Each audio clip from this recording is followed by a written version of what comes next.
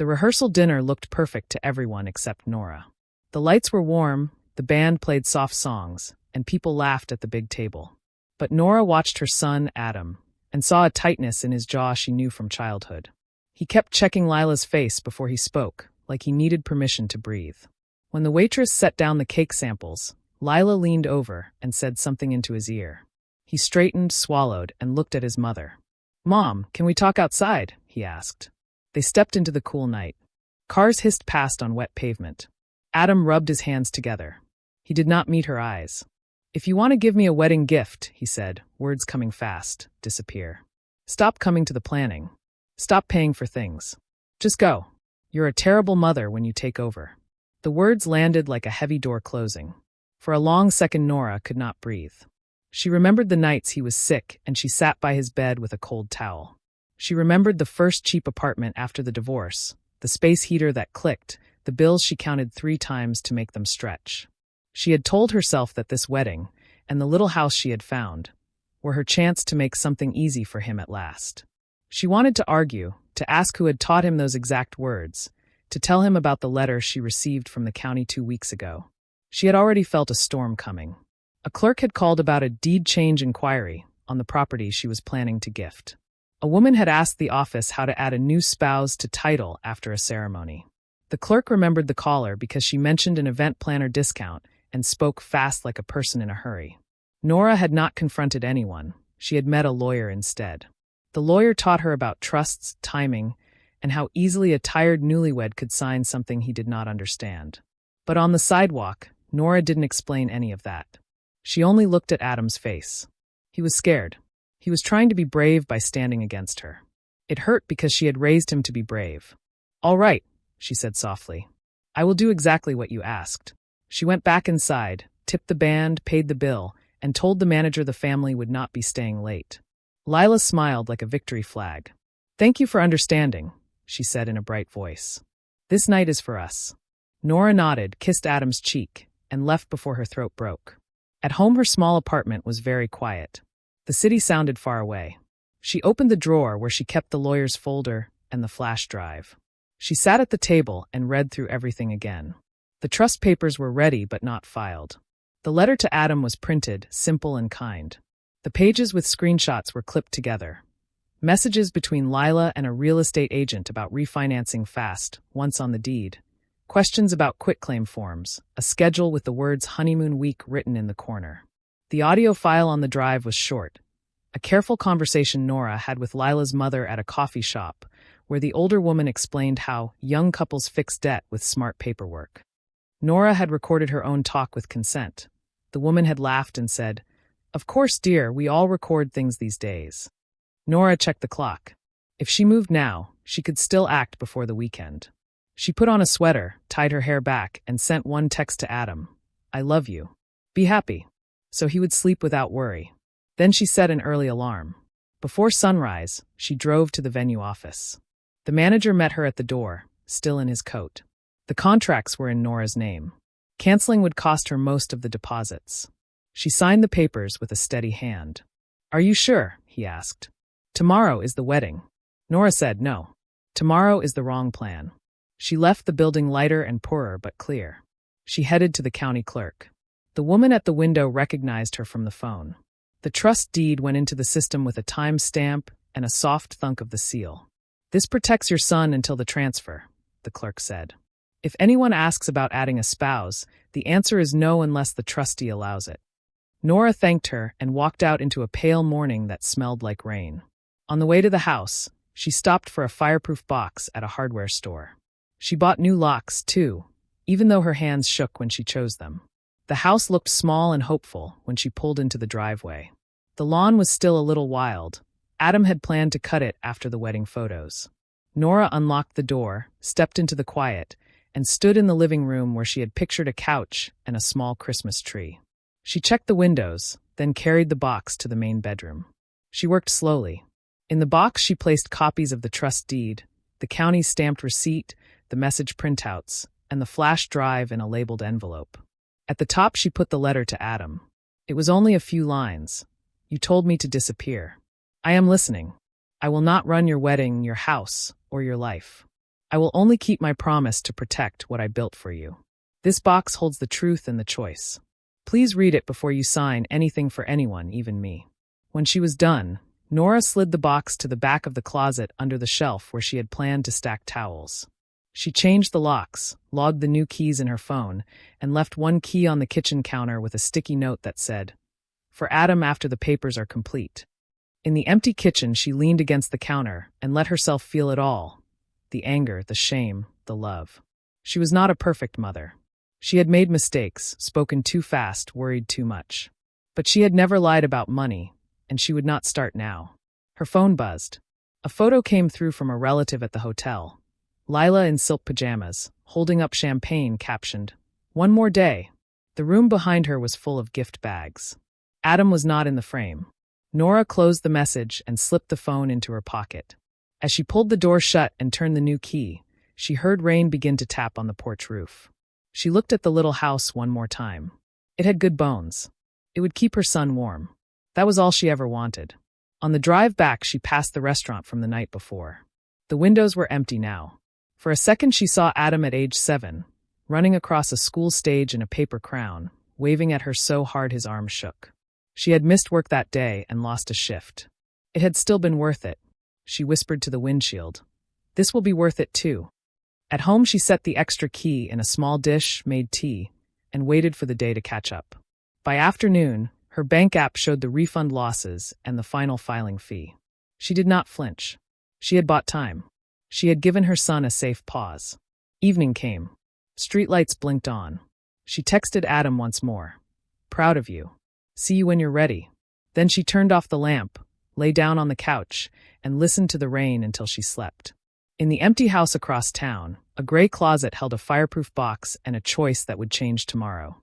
Morning came fast. Adam and Lila drove to the little house with coffee and a bag of props for photos. The air was cool and bright. Lila wanted soft light in the bedroom and a shot by the closet with her dress. Adam tried the front door key. It didn't turn. He tried again, harder. Nothing. Lila's smile snapped. "Why would your mom change the locks?" "This is our house, Adam." "My mom paid for it," he said, embarrassed. He texted Nora. "Key isn't working. We're here for photos." A minute later, Nora replied, "Use this temporary code, 2185. It expires at sunset. Please be careful." Lila rolled her eyes. "Temporary? Like we're children." Adam didn't want to fight. He entered the numbers on the keypad. The new lock beeped green. They stepped inside. The house smelled like fresh paint and rain. Boxes from the store sat in the hall, light bulbs, towel hooks, a mop. It felt real and close, like a life you could touch. The photographer messaged that she was stuck in traffic and would arrive in 20 minutes. Lila said they should set up anyway. She took out a white hanger with her initials. Adam carried it to the bedroom. The room was plain and bright. Lila ran her fingers along the closet door, smiled again, and slid it open. On the floor, pushed against the back wall, sat a small fireproof box. It had a simple note on top, for Adam. Lila stared at it. "What is that?" Adam's mouth went dry. He picked up the note. His name was in his mother's round, careful handwriting. He hesitated. "Maybe it's instructions for the water heater," he said, trying to joke. The joke fell flat. He set the box on the bed and opened it. Inside were neat stacks. A stamped paper with a county seal, a packet labeled trust deed, several printed screenshots, an envelope marked audio, and a single-page letter. Adam read the letter first. "You told me to disappear. I am listening.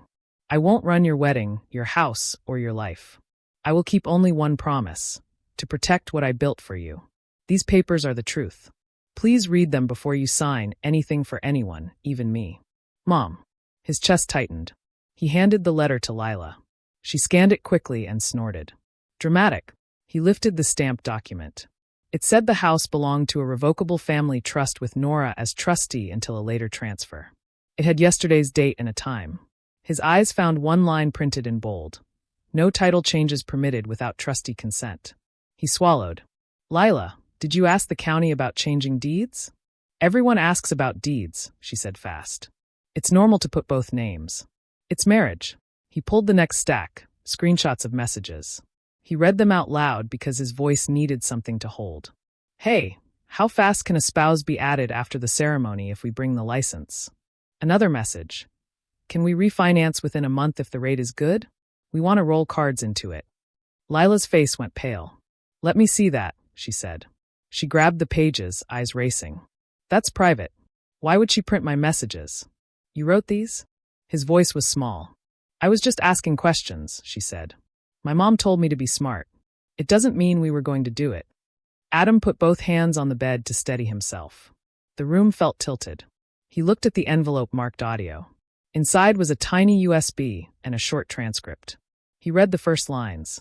It was a conversation between his mother and Lila's mother at a cafe. The words were plain and sharp. Marilyn, once Lila's on the deed, we refinance, clear the cards, and list in spring. Easy. Young people don't need to hoard houses, they need to move. Nora, it's Adam's wedding gift. It should stay Adam's. Marilyn, relax. It will. On paper. Lila flinched as if the paper burned. She trapped my mom. She probably twisted her words. She wrote it down, Adam said, but his voice broke on the last word. He fumbled for his phone and searched for a way to play the file. The photographer would be here any minute, and he didn't want anyone else in the room. He connected the USB to a small speaker the photographer kept in the prop bag for music. A simple click, and the recording started. The cafe hum filled the bedroom. Cups clinked. Then came Marilyn's voice, clear and easy, the same tone she used at family dinners when she told funny stories. Once your name is on the deed, honey, you're safe, she said. We refinance, pay off the cards, and if the market's good we sell next spring, clean profit. If he loves you, he won't mind smooth paperwork. Lila shook her head hard. She edited it. It's out of context. It's your mother, Adam whispered. A ping vibrated on Lila's phone. Then another. She glanced down and blanched. Why is the venue texting me canceled by payer? What does that even mean? Adam's phone started buzzing too, his best friend, his aunt, a message from the band. He didn't open them. He stared at the trust deed again, the heavy stamp that made the page feel like a rock. He pictured his mother at a counter, paying fees in the gray morning, doing it quietly so he would not worry. Lila began to pace, hands in her hair. Your mom is trying to ruin us, she said. Call her and tell her to undo this. Tell her to put my name on the house papers today. It's normal. It's marriage. He looked at her. Why do you need it today? Because it's right, she said too fast. Because it's what couples do.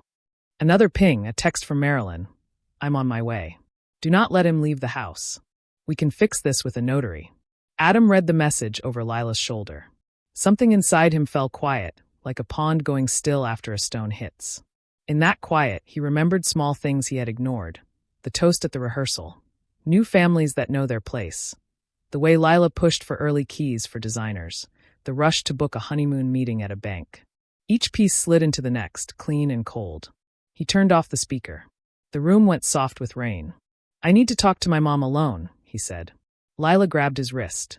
If you walk out, you're choosing her over me. I'm choosing to read, he answered, lifting the papers. And to think. The front bell rang. The photographer called his name, cheerful and unaware. Lila didn't move. Her phone lit up again. Marilyn, I'm 2 blocks away. Adam walked to the window and saw Marilyn's car turn onto the street, fast and angry, like a rescue and an attack at the same time. He took a breath that hurt. He slid the letter into his pocket and closed the box. Give me 10 minutes, he said. His voice was calm now, almost gentle. Please. Lila's eyes filled. Don't do this, she said. We can fix everything after the vows. He looked at the little house, the wall where he would hang frames, the closet that had just opened his life. He touched the doorknob.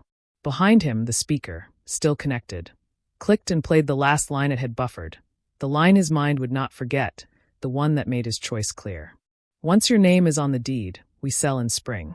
Adam stood very still and listened to the last harsh line from the speaker fade.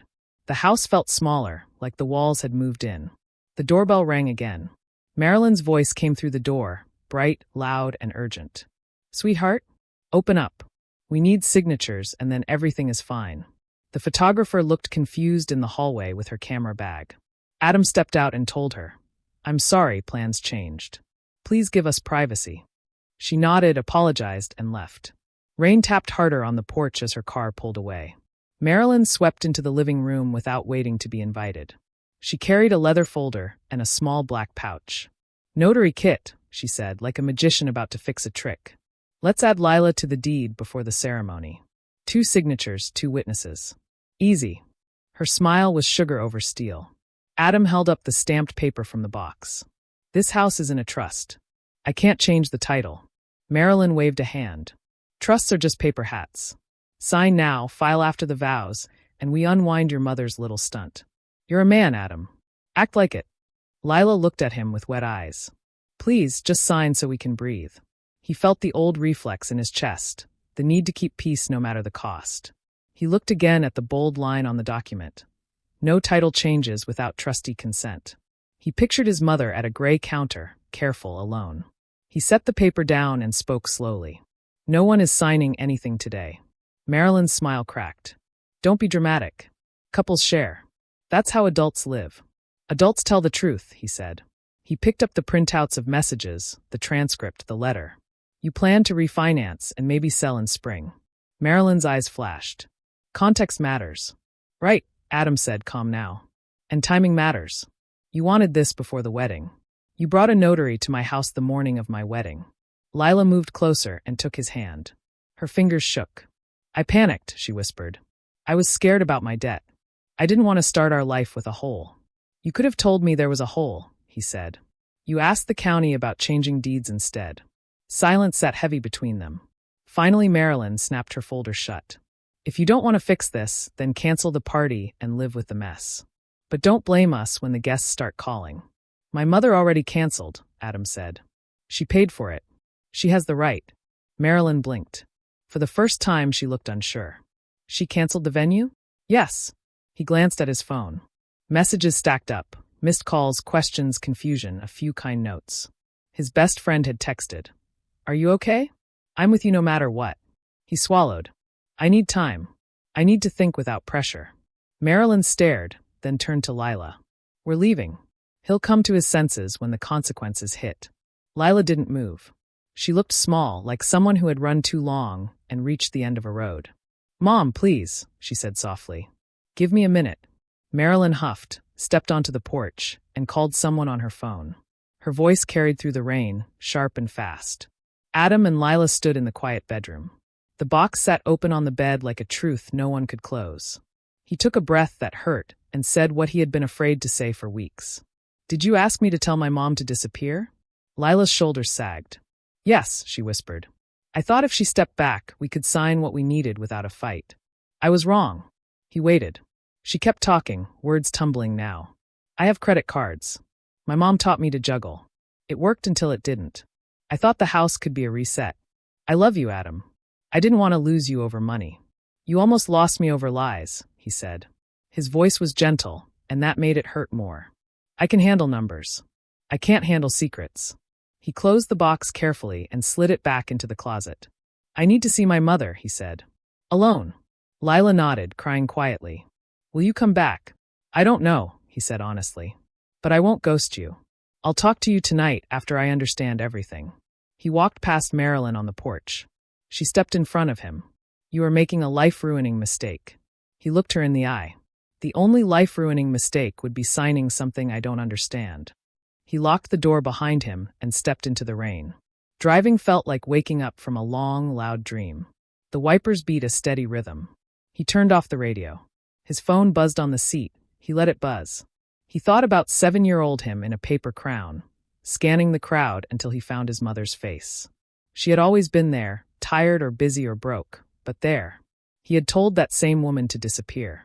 The words tasted like rust. He parked outside Nora's building and climbed the stairs 2 at a time. He knocked, then stopped himself and breathed once, in and out, like the counselor at work had taught him after a rough deadline. The door opened. Nora stood there in a soft sweater, hair pulled back, eyes red from sleep. She looked surprised, then careful, like she wasn't sure if he had come to fight. Hi, she said quietly. He held up the damp letter. I read it. She stepped aside. Come in.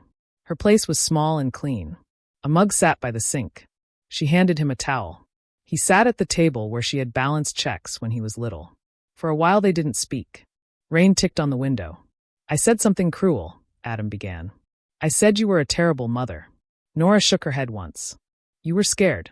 People say loud things when they are scared. It doesn't make it right, he said. I'm sorry. She touched his hand the way she used to when he came home with scraped knees. Thank you. He told her everything. The locks, the box, the recording, the notary at the door, Marilyn's plan, Lila's debt, the hundreds of messages blowing up his phone. He didn't try to paint himself better. He told her the parts that made him look weak too. How often he had avoided hard talks, how he had hoped the wedding would glue all the cracks shut. Nora listened like listening was her job. When he finished, she reached into a folder on the counter and took out a simple card. This is the attorney who helped me file the trust, she said. But you should have someone who is yours, not mine. I asked her for a recommendation for your own counsel. That name is on the back. If you want, I can sit in the waiting room while you talk. Adam nodded, throat tight. I want to do this right. I don't want to punish Lila. I want the truth on paper before I sign anything. That's not punishment, Nora said. That's adulthood. He laughed once, surprised by the warmth of her voice. I think I finally arrived. His phone buzzed again. He flipped it over. A new text from Lila. I'm sorry. I'll tell you everything tonight. Please don't shut me out. He typed back. I won't. I'm meeting a lawyer. We'll talk after. He pressed send and felt something settle in his chest. Not relief, not joy, but a kind of steady floor. What do I do about the guests? He asked. People are waiting. We tell the truth in simple words, Nora said. The wedding is paused. The couple needs time. No details. The people who love you will understand. He nodded. He drafted a short message and sent it to his best man to share. Ceremony paused. We'll update soon. Thank you for understanding. Replies came back fast, confused, supportive, nosy kind. He put the phone down again. Do you hate Lila? He asked. No, Nora said. I hate plans that use love as a tool. I wish someone had taught me this when I was young. Adam looked at his mother, really looked, and saw all the years in the lines around her eyes. The double shifts, the careful meals, the winter coats bought off season. You've been teaching me the whole time, he said. I just didn't want the class. They both smiled, a small, tired smile that felt like a door opening. He stood. I'll go meet the lawyer now. Nora walked him to the door. Do you want me to come? Will you just be there? Maybe in the lobby. Always, she said. He stepped into the hall, then turned back and hugged her. It wasn't a quick, polite hug. It was the kind you give when you finally stop pretending you don't need one. On the way out, he texted Lila one more time. No signing today. We'll talk tonight. Please don't bring your mom. 3 dots appeared, then disappeared, then came back. Finally, her reply landed. Okay. He put the phone in his pocket and walked into the rain with a clear plan for the first time in weeks. Lawyer, facts, choices. The wedding could wait. The truth could not. Adam met the lawyer that afternoon. The office was small and quiet, with plants on the window and a soft ticking clock. He told the whole story from the beginning. He did not hide the parts that made him look weak. He talked about the text at the rehearsal, the lock code, the fireproof box, the messages, the recording, and the notary at his door. The lawyer listened without interrupting. When he finished, she pushed a glass of water toward him and spoke in clear words. You did the right thing by not signing, she said. Here is what we can do today. 1. You sign a simple prenup that protects the house as your separate property. 2. You agree to no title changes or refinancing for 12 months, unless both of you hire your own lawyers and sign again. 3. We file a notice that no documents about this property should be accepted without the trustee or your written consent. This gives you time to think with a calm head. Adam felt air return to his chest. Can we do it now? We can, she said. But only if you are choosing this, not your mother. I need to hear you say it. I choose it, he said. I choose to slow down and tell the truth. They wrote the terms in simple language. Adam read every line out loud. He signed with a steady hand. The lawyer gave him 2 envelopes, one for the county, one for his records. She also wrote a short message that he could send to Lila. I am pausing the wedding. I want to talk with honesty tonight. I am not signing anything else today. When he stepped outside, the rain had softened to a mist. He stood under the awning and finally checked his phone. Dozens of messages blinked. Many were noise. A few were kind. One was from his best friend. I'm at your place if you need me. I'll bring food and shut up. Adam smiled for the first time that day. He drove to the small park near the river and texted Lila to meet him there, without her mother. She arrived in a plain coat with no makeup and eyes that had cried. They sat on a wet bench under a tree.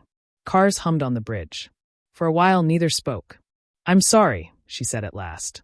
"I asked you to choose me, then hid the worst part of me." "How much is it?" he asked. His voice was calm. She took out her phone and opened a notes app. She had listed the cards, the balances, and the interest rates. She turned the screen to him. He read the numbers. They were heavy but not impossible. "Why didn't you tell me?" he asked. "I was ashamed," she said. "My mom made it sound easy. She said marriage is a team and the house would make it all go away. I knew it was wrong, but I kept hoping we could fix it after the vows." "I can't build a life on hope and hidden plans," he said. "I can build on truth." She nodded. Rain dotted her lashes. "What do you want to do?" "I signed a prenup," he said. "The house stays mine. No title changes for a year. If we're going to be together, we start with honesty and a budget. You get your own lawyer. We go to counseling. We move our date. No rush. If you want the house, it is as a home with me, not as a tool." She looked at the river. "I want that," she whispered. Then she closed her eyes. "But my mom will never stop pushing. She thinks love is leverage. I don't want that to be our marriage." "You get to choose," he said. "So do I." Lila took a long breath. "Then I need to step back," she said. "I need to fix my debt and my thinking. I love you, but I don't want you to carry a lie while I learn to tell the truth. I won't marry you to save myself. I'll save myself first." The words were soft and full of pain, but they were clean. Adam felt both grief and respect. He nodded. "Thank you for saying it plain." They stood. They hugged like people who had been on fire and finally found water. There was no scene, no shouting. Just two young people choosing not to ruin each other. When Adam reached his car, his phone rang. It was Marilyn. He let it go to voicemail. She sent a text. "You just threw away a perfect life because your mother is controlling." He deleted it. Then he texted her one line. "Please speak to me only about your own choices." She did not reply. That evening, Adam went to Nora's apartment with takeout. He put the signed papers on her table. "I chose this," he said. "Thank you for giving me time to choose." Nora read the cover page and exhaled like she had been holding her breath for years. "I am proud of you," she said. They ate in quiet happiness. After dinner, Adam drove to the house. He walked through each room. He imagined paint colors and lamps and a couch where friends could talk on long nights. He stood in the bedroom where the box had been and touched the closet door. He thought about the boy in the paper crown, the man at the lawyer's desk, and the mother who had kept a promise even when it hurt. He set the box back on the shelf with only one thing inside now, the letter. He did not need the rest anymore. The truth was in his bones. Days turned into weeks. There were hard moments, calls to answer, guests to calm, rumors to ignore. Adam and Lila texted sometimes, kind and short. They did not meet. Lila found a counselor and a debt advisor on her own. She sent one update months later. Paid off the first card. Working on the next. "I'm learning." Adam replied, "Proud of you. Keep going." Spring came slowly. Adam cut the lawn and planted herbs in a small wooden box. He fixed a squeaky hinge and learned to make a decent omelet. He started to enjoy the quiet that had scared him before. He noticed how peace felt in a house that was truly safe. On a warm evening, he hosted a small dinner. His best friend brought bread. His aunt brought a loud laugh. Nora came with a pie and nervous hands that did not know where to rest. Adam met her at the door, took the pie, and placed a small frame in her hands. Inside the frame was a copy of the letter she had left in the closet, the one that began, "You told me to disappear. I am listening." Under it, Adam had added one line in his own handwriting, "I was wrong. The best gift you gave me was not the house. It was the time to grow up." Nora's eyes filled. She shook her head and smiled at the same time. "You don't have to do this," she said.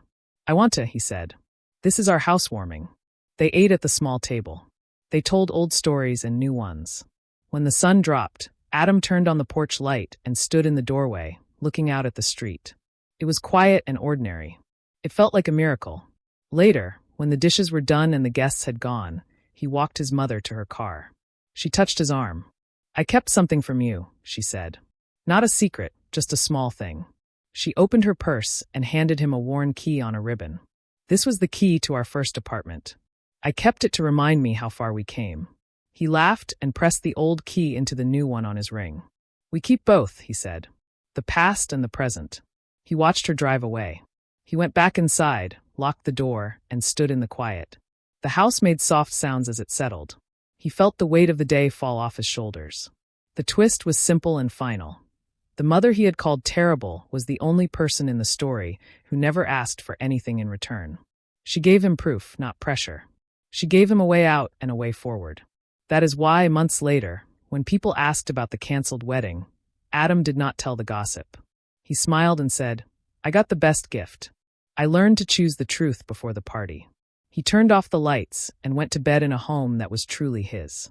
Outside, the porch light glowed like a small promise kept.